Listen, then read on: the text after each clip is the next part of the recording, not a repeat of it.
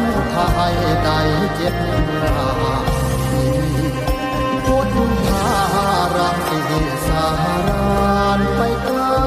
ประมาณกำหนดมีได้นามีพระ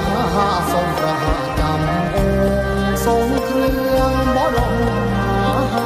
จักรพรรดิสักกิราชนำเดียวแดงแห่งบารมีอาริยมีไตรย้อยวัดท่าโยคุณในเนื้อนา